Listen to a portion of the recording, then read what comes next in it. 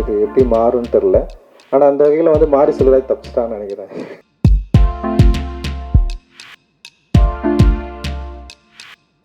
Super, ரொம்ப சந்தோஷம் உன்னை பார்க்குறதில்ல.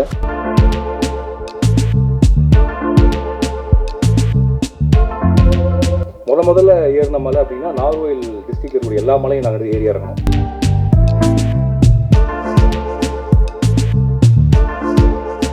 இவங்க 3 பேர் இன்னைக்கு துணையாக அவங்க கூட வந்துகிட்டே இருக்காங்க. இந்த பயணம் போயிட்டே இருக்கு.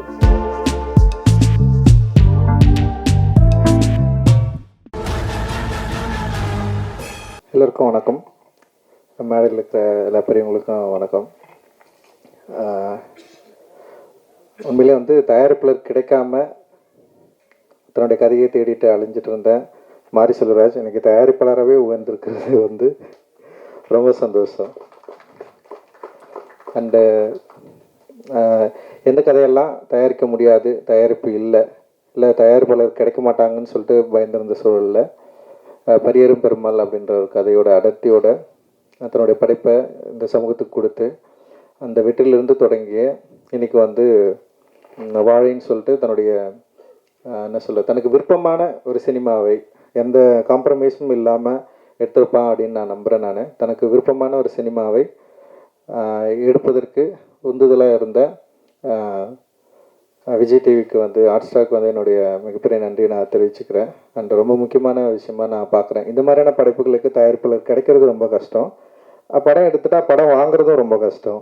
இன்றைக்கி வாங்குறதுக்கு பெருசாக யாருமே இல்லை. ஏன்னா ஓடிடி பிளாட்ஃபார்ம்ஸ் வந்து ஓப்பன் ஆனோடனே சின்ன படங்களுக்கு நிறைய மரியாதை இருந்தது. சின்ன படங்களை வந்து ரொம்ப கவனித்தாங்க, சின்ன படங்களை வாங்க விரும்பினாங்க. கண்டென்ட் ஓரியன்ட் மூவியை வந்து வாங்குறதுல ஒரு போட்டி இருந்தது. இன்றைக்கி அப்படிலாம் இல்லை. கண்டென்ட்னாவே தூக்கி வைக்கிற இடத்துக்கு வந்து போயிட்டாங்க. எல்லா பெரிய நிறுவனங்களுமே அப்படி ஒரு சூழலுக்கு வந்துட்டாங்க. சின்ன படங்களை விற்கிறது வந்து ஒரு பெரிய சவால் இருக்குது. தயாரிப்பாளர்களுக்கு வந்து ரொம்ப மோசமான ஒரு காலகட்டமாக இது நிகழ்ந்துட்டுருக்கு. ஸோ இது எப்படி மாறும்னு தெரில. ஆனால் அந்த வகையில் வந்து மாரி செல்வராஜ் தப்பிச்சிட்டான்னு நினைக்கிறேன். இந்த படத்தை வந்து ஹாட் ஸ்டாரே தயாரித்ததுனால அந்த டிஜிட்டல் விற்கிறதுல அவனுக்கு எந்த பிரச்சனையும் இல்லாமல் போயிடுச்சு. ஸோ டிவி ரைட்ஸும் வந்து ஈஸியாக விற்றுருவான் அப்படின்னு நான் நினைக்கிறேன். ஸோ தயாரிப்பெல்லாம் இருக்கிறதுல எனக்கு இருக்கிற பிரச்சனையை நான் இங்கே ஷேர் பண்ணிக்கிறேன். அண்ட் வந்து கண்டென்ட் ஓரியன்டாக இந்த மாதிரி ஒரு படத்தை எடுக்கிறப்போ வந்து என்னென்னா ரொம்ப முன்முடிவோட இது எங்களோட சேட்டலைட்டுக்கு இது வந்து ஒத்து வராது, எங்கள் சேனலுக்கு வந்து இதெல்லாம் பார்க்க மாட்டாங்க அப்படின்னு சொல்லிட்டு ரொம்ப முன்முடிவாக இன்றைக்கி வந்து பெரிய நிறுவனங்கள் வந்து ரொம்ப ஸ்டப்பனாக தயாரிப்பாளர்களுக்கு சப்போர்ட்டே பண்ணாமல் பெரிய பிரேக் போட்டுட்டு இருக்காங்க. அண்ட் வந்து இது எப்படி சரியாகும்னு எனக்கு தெரில. நிறைய தயாரிப்பாளர்கள் அற்புதமான சினிமாவை வச்சுக்கிட்டு நல்ல திரைப்படங்களை எடுத்துகிட்டு வந்து ரீச் பண்ண முடியாத ஒரு சிக்கல் வந்து இன்றைக்கி வந்து இருந்துகிட்ருக்கு. ஸோ இந்த சூழல் மாறும் அப்படின்னு நான் நினைக்கிறேன். இந்த சூழல் மாறி இன்னும் ஆரோக்கியமான சினிமாக்களை திரையரங்கு மட்டும் இல்லாமல் டிவி அண்ட் வந்து டிஜிட்டல் பிளாட்ஃபார்ம்ஸ்க்கு வந்து ஈஸியாக இன்னும் ஆரம்பத்தில் அப்படி இருந்தது. இப்போது திடீர்னு வந்து டோட்டலாக அதெல்லாம் மாறிடுச்சு. ஸோ அது திரும்பவும் சரியான நிலைக்கு வரும் அப்படின்னு நான் நினைக்கிறேன். ஸோ அது வந்து ஹாட் ஸ்டார் நிறுவனங்களோட முன்னாடியே சொல்கிறதுல ரொம்ப சந்தோஷம். அண்ட் இது இட் இஸ் நாட் லைக் இது வந்து ஒரு விமர்சனம் கிடையாது, ஒரு டிஸ்கஷன் தான். இன்றைக்கி என்ன நடந்துட்டுருக்கு அப்படின்றத வந்து நம்ம ஓப்பனாக பேச வேண்டியது இருக்குது. அண்ட் வந்து இந்த திரைப்படம் பொறுத்த வரைக்கும் வாழை சந்தோஷ் நாராயணுடைய மியூசிக்கில் ரொம்ப பயங்கரமாக வந்திருக்கு. அண்ட் தி வந்து செம சூப்பராக பாடியிருக்காங்க. அண்டு சந்தோஷை ரொம்ப நாள் கழிச்சு நான் மீட் பண்ணுறேன்.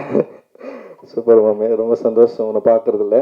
அண்ட் வந்து வாழை வந்து நிச்சயமாக சந்தோஷ்க்கும் மாரி செல்வராஜுக்கும் இன்னும் நெருக்கமான ஒரு படைப்பாக இருக்கும் அப்படின்னு நான் வந்து நம்புகிறேன். ரொம்ப க்ளோஸான ஒரு படைப்பாக இருக்கும் அப்படின்னு நான் நம்புகிறேன். இது வந்து மக்களுக்கு ரொம்ப பிடிக்கும் அப்படின்னும் எனக்கு வந்து தோணுது. பிகாஸ் ஆஃப் வந்து லைக் சொல்கிறது வாழ்க்கையில் சில பேர் முன்முடிவோடு இருக்கிறாங்க. சில பேரோட வாழ்க்கையில் சில விஷயங்கள் இப்படி தான் இருக்கும் அப்படின்னு சொல்லிட்டு அது அப்படி இல்லை. ஆக்சுவலி எல்லோருடைய வாழ்க்கையிலும் பல சுவாரஸ்யமான சம்பவங்கள் இருக்குது, உணர்வு வச்சக்கூடிய சம்பவங்கள் இருக்குது. அதை வந்து படைப்பாக்குறப்போ கதையாக்குறப்போ அது வந்து ஆடியன்ஸ் வந்து அதை கனெக்ட் பண்ணிக்கிறப்போ ஒரு பேரனுபவம் நிகழ்கிறதுக்கான வாய்ப்பை திரையரங்குகள் தான் நமக்கு எப்போவுமே உருவாக்கி கொடுத்துருக்கு. ஏன்னா லிமிடேஷன்ஸ் வந்து சமூகத்தில் இருக்குது, லிமிடேஷன் வந்து பெரிய நிறுவனங்கள் கிட்ட இருக்குது.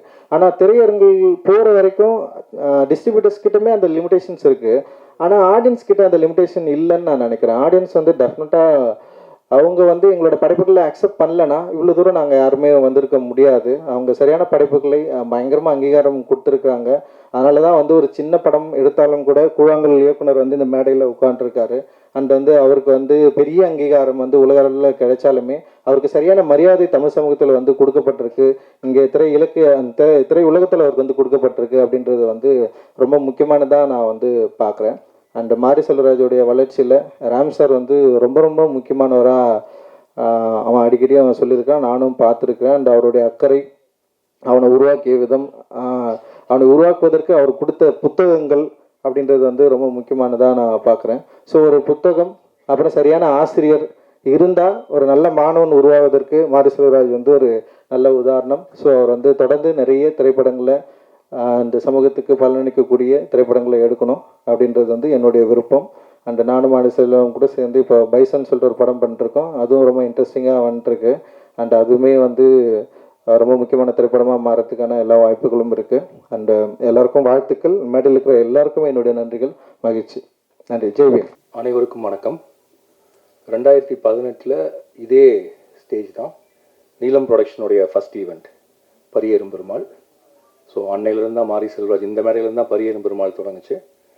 அண்ட் நீலம் ப்ரொடக்ஷனும் தொடங்குச்சு. இன்றைக்கி நவ்வி ஸ்டூடியோவும் வாழையும் இந்த இடத்துல தான் தொடங்குது. And apart from that Ranjith உங்கள் ஹேர் ஸ்டைல் எனக்கு ரொம்ப பிடிச்சிருக்கு, ரொம்ப நல்லா இருக்குது. அண்ட் பரியேறும் பெருமாளுக்கும் நன்றி, நீலம் ப்ரொடக்ஷனுக்கும் நன்றி. அண்ட் மாரி செல்வராஜ்கிட்ட கேட்டால் நான் என்ன பேசுறது புதுசாக அவனை பற்றி ஏதாவது பேசுங்க, ஆனால் என்னை பற்றி பேசுங்கன்னு சொன்னான். என் கூட 7 கடல் 7 மலை யாராவது ரொம்ப நாள் ஏறி இறங்கியிருக்காங்கன்னா அது மாரி செல்வராஜ் தான். இது முதல்ல ஏறின மலை அப்படின்னா நார்வேல் டிஸ்ட்ரிக்டில் இருக்கக்கூடிய எல்லா மலையும் நாங்கள் ஏறி இறங்கணும். அது தங்கமீன்களுக்கு லொக்கேஷன் தேடி. அப்போது கண்டுபிடிச்சி அவங்களோட மலை ஏறது சுவாரஸ்யமாக இருந்துச்சு. ஏன்னா ஒரு பள்ளத்தாக்கு அளவு கதை கொட்டி கிடக்கும். அவன் சொன்ன காதல் கதையை எடுத்துகிட்டே இருக்கலாம்னு நினைக்கிறேன். அதில் ஒரு சின்ன பீஸை, ஒரு பாலியத்தில் இருந்த ஒரு க்ரஷ்ஷை எந்த கிரிஞ்சும் இல்லாமல் ஒரு படம் பண்ணியிருக்கான். அதான் வாழை அப்படின்னு நான் நினைக்கிறேன். அண்ட் அதுக்கடுத்து மலை ஏறினதுன்னா 2009-10 ஆனந்தயாலை, அந்த ஆனந்தயாலை மலை அச்சன் கோவில் வெஸ்டர்ன் காட்ஸோட இன்னொரு இடம். அதில் டென்ட் எடுத்துகிட்டு போகிறப்பவும் சரி, ட்ரெக்கிங் போனப்பவும் சரி, நைட் மழை பெஞ்சு அடுத்த நாள் ஷூட்டிங் நடக்குமா நடக்காதான்னு பயந்து நைட்டில் நான் தூங்காமல் உட்காந்துருக்கப்போ என் கூட உட்காந்துருந்தப்பவும் சரி, மாரி செல்வராஜ் எனக்கு கிடைச்ச பெரிய துணைவன், கம்பேனியன். அண்ட் அவன் இருக்க தைரியத்தில் எந்த மலையில் வேணாலும் இறங்கலாம். அதுக்கப்புறமா இன்னொரு மலை இருக்குது, அது அதே தங்கமீன்களுக்கு 2012 ஏறினா வயநாட்டில் இருக்கிற செம்ப்ரா பீக். அது ஏறுறதுக்கு ஒரு 3 மணி நேரம் ஆகும், இறங்கிறதுக்கு 2 மணி நேரம் ஆகும். Impossible to shoot. அது ஒரு ஆர்டின் ஷேப்பில் ஒரு லேக் இருக்கும், அதனால் அங்கே எடுப்போம். யாருக்கும் தோழன் இல்லைன்னு ஒரு பாட்டு, பட் எனக்கு ஒரு தோழனா இவன் கூட வந்தான். அண்ட் மேலே போய் நாங்கள் முதல் நாள் டென்ட்லாம் போட்டு 40 பேர் தங்கிட்டோம். சாயங்காலம் 6 மணிக்கு சாப்பாடு வரணும். அதுக்கப்புறம் வர முடியாது, ஏன்னா யானை வந்துடும். பார்த்தா 6 ஆச்சு, 6:30 ஆச்சு, 6:45 ஆச்சு, சாப்பாடு வரல. மொத்தம் யூனிட்டும் நாளைக்கு காலையில் இறங்கிடலான்னு சொல்ல ஆரம்பித்தாங்க. நம்மளுக்கு ஐயோ என்னடா பண்ணுறது அப்படின்னு சொல்லிட்டு நான் சொன்னேன், நான் போய் கீழே பார்க்குறேன் அப்படின்னு சொல்லி இறங்க ஆரம்பித்தப்போ என் கூட வந்து சேர்ந்துக்கிட்டது மாரி செல்வராஜ். நாங்கள் இறங்கி போய் பார்த்தோன்னா வர்ற வழியில் இட்லி சாம்பார் சட்னிலாம் கொட்டி 2 பேர் நின்று இருந்தாங்க. அப்புறம் கீழே இறங்கி போய் புதுசாக ஒரு உணவை கண்டுபிடிச்சி வாங்கிட்டு நாங்கள் மேலே ஏறுறப்ப கிட்டத்தட்ட 8 மணி 9 மணி இருக்கும்னு நினைக்கிறேன். யானைகள் குளிரும் சத்தம் கேட்டுச்சு, நட்சத்திரங்கள் தெரிஞ்சிச்சு. அண்டு அந்த இரவு என்னால் எனக்குமே மறக்க முடியாது. அப்புறம் எனக்கு தெரியும், எனக்கு என்ன புரிஞ்சுதுன்னா மாரி செல்வராஜ் வந்து மலை ஏறுறவன். அவனுடைய கால்கள் மலை ஏறுறதுலேயே செய்யப்பட்ட கால்கள். அவன் கரெக்டாக எந்த கல்லில் கால் வைக்கணும், எந்த கல்லில் கால் வைக்கக்கூடாது அப்படின்னு தெரிஞ்சவன். எவ்வளோ எதிர்காத்து அடித்தாலும் ஏறக்கூடியவன். அண்ட் மலை ஏறுவதுங்கிறது கிட்டத்தட்ட சொல்ல போனால் அவனுடைய ஜீனில் இருக்குது அப்படின்னு நான் நினைக்கிறேன். ஏன்னா அவன் தன்னுடைய முதல் படத்திற்காக பரியேறும் பெருமாளில் கருப்பியை கூட்டிகிட்டு திரும்ப அச்சன் கோயில் மலையில் ஏறினதுலேருந்து மலை ஏறிட்டே இருக்கான். இறங்கவே இல்லை, ஏறிட்டே இருக்கான். மலை முகடுகள் மீது கொடியை நட்டுகிட்டே இருக்கான். ஏதாவது ஒரு மலை மிகிடும் போது ஒரு சிறிய கொடியை நட்டிட்டு ஃபோன் பண்ணி, சார் அவன் நட்டிட்டே எனக்கு ஃபோன் பண்ணுறப்ப வரக்கூடிய சந்தோஷம், இல்லாட்டி அவன் நட்டினதை பற்றி வேறு யாராவது ஒருத்தர் எனக்கு ஃபோன் பண்ணி வரக்கூடிய சந்தோஷங்கிறது வந்து அதை எப்படி வார்த்தையில் சொல்கிறதுன்னு தெரில. அது ஒரு தனித்துவமான அது ஒரு ப்ளஷர். அதை வேர்ட்ஸில் சொல்ல முடியுமான்னு தெரில. ஸோ மாரி செல்வராஜ் மலைகள் மீது ஏறுவான், மலை முகடுகள் மீது நிற்பான், அங்கிருந்து நம்மளை கூவி அழைப்பான். அவனுடைய கருத்துக்களை, அவனுடைய காதலை, அன்பை, அரசியலை பேசிக்கொண்டே தான் இருப்பான். அதை நாம் கேட்டுத்தான் ஆக வேண்டும், ஏனெனில் அது காலத்தின் கட்டாயம். இப்போது அவன் ஏறிக்கொண்டிருப்பதுக்கு துணைவலாக இருப்பது வந்து திவ்யா, நாஸ்தன்கா என்கிற Navvi and Yuan. Yuan Chwang இல்லை வெறும் யுவான். இவங்க 3 பேர் இன்றைக்கி துணையாக அவங்க கூட வந்துகிட்டே இருக்காங்க. இந்த பயணம் போயிட்டே இருக்குது. அவங்களுடைய முதல் பயணமாக வாழை வந்திருக்கு. அண்ட் சந்தோஷ் நாராயணன் வந்து பரியேறும் பெருமாள் பார்த்துட்டு ஃபோன் பண்ணார். ஃபோன் பண்ணி பயங்கரமாக ரொம்ப நேரம் பேசிட்டு இருந்தார். அதுக்கப்புறம் அவர் ஃபோன் பண்ணது வந்து வாழைக்கு. பரியேறும் பெருமாளோட பயங்கரமாக பேசினார். அண்ட் எனக்கு ரொம்ப பிடித்த கதைகளில் வாழை ஒன்று. வாழை ஏன் ஒன்றுன்னு சொல்கிறேன்னா இன்னும் நிறைய கதைகள் இருக்குது. இந்த வாழை நம்மை வியப்பில் ஆழ்த்தும் தமிழ் சினிமாவிற்கு ஒரு மிக முக்கியமான படமாக இருக்கும். மாரி செல்வராஜ் அவருடைய நவ்வி ஸ்டூடியோஸ் இன்னும் கண்டுபிடிக்கப்படாத பல குன்றுகளையும் மலைகளையும் நமக்கு காட்சிப்படுத்தும், பல இயக்குநர்களை அறிமுகப்படுத்தும் என்று நான் நம்புகிறேன். அதற்கு என்னுடைய வாழ்த்துக்கள். அதோட குறிப்பாக இந்த படத்தை ரிலீஸ் பண்ணுறதுக்கு கூட துணையாக இருக்கக்கூடிய மாஸ்டர் திலீப் சுப்ராயன், அவருடைய ஃபார்மர்ஸ் மாஸ்டர் பிளான் ப்ரொடக்ஷன், அவருக்கும் என்னுடைய வாழ்த்துக்கள். இதுக்கு எல்லாத்துக்கும் துவக்க புள்ளியாக இருந்த, என்னை எப்பொழுதும் ஊக்குவிக்கிற, எனக்கு மிகுந்த நம்பிக்கையை கொடுக்கிற, வாழ்க்கையை ரசிக்க சொல்லி கொடுக்குற என்னுடைய நண்பர் பிரதீப் மில்ராய். அண்ட் இந்த ப்ராஜெக்டை எக்ஸிக்யூட் பண்ணி முன்னெடுத்துட்டு போன இன்னொரு நண்பர் நரன். இவர்களுக்கும் கிருஷ்ணன் சார் அவர்களுக்கும் என்னுடைய நன்றிகள், வாழ்த்துக்கள்.